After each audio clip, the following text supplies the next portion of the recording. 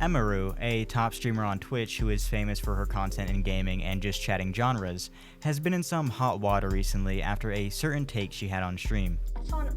Like, there's a certain extent where I'm like, okay, sure, I get people wanting big content creators to like say their opinions on like important topics. I get that, right? But it's like, if you need a streamer who doesn't even know anything about politics to tell you about politics, you probably just need to like get off the internet. Like, just stop. Like hello? Like, people have been absolutely freaking out over this clip. It has gone to the point where she made an official apology statement because of the backlash. And if I'm going to be completely honest, her response wasn't really the best. She says she was clipped out of context and that she didn't respond to the claim and that she never made a comment on it, which was a bit, I'm not gonna lie, she did lie in that statement because she did make a comment on it. It was clipped. You can see in the first one it was clipped, but the clipping is, I'm not gonna play it because it's copyrighted music.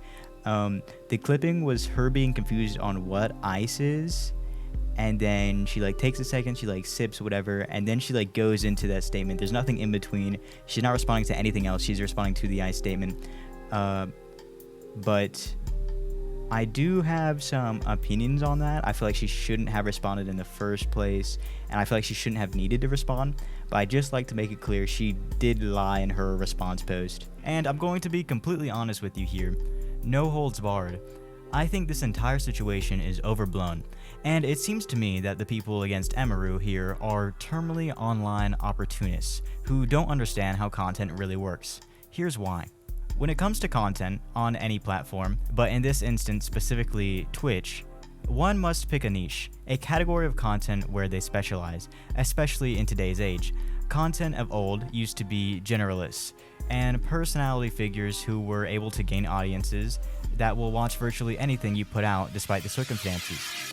But this isn't early 2000s anymore. The sphere has changed. To stay relevant in the modern day and age, a content creator must pick one or two things they do and stick to them. The audience needs to know what they're getting into. You have to give them a reason to stay. If you defy expectations, many will quickly leave. No one wants their time wasted. And with the addition of algorithms and virality, this is even more true. If we apply this to the Emiru situation, she specializes in mainly gaming and casual activities.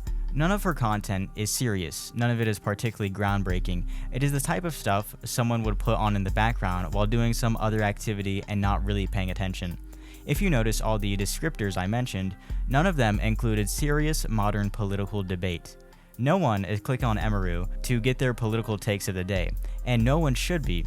It's not the type of content she makes, so a stream like that would alienate her current audience. It would create a divide, and she would inevitably lose viewers. In rebuttal, some would say that it is an obligation for her to be political and that everything in life is political.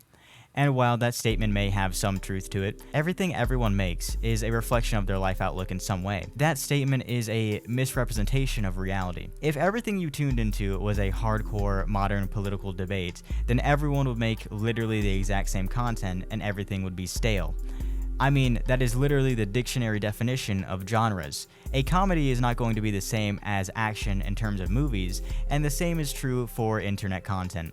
Furthermore, why would you want an entertainer like Emiru, who doesn't even specialize in the topic, to cover it? That's like if you asked me to talk about the CSGO competitive scene when I have no knowledge of it.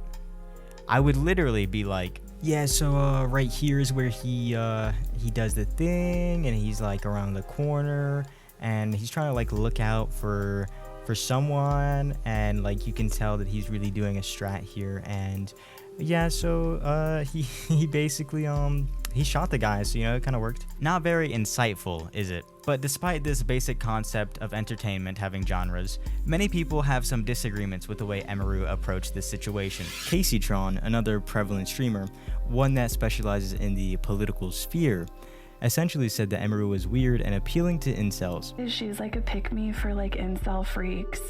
Like whenever like a bunch of like MAGA, alt-right incel freaks start being like, oh, you're one of the good girls, you know, like. And I mean, maybe. Men are the core audience of Twitch, so who is to say that incels aren't in the chat? But I feel like this is a deflection of the actual point.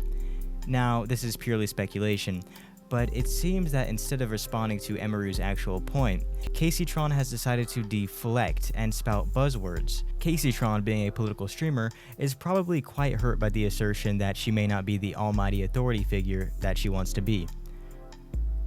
All in all, my final take on this situation is that there is a time and a place. The internet is a market just like any other, and the job of a content creator is to appeal to their designated market. Don't expect someone to go out of their way to cover topics that they aren't specialized in.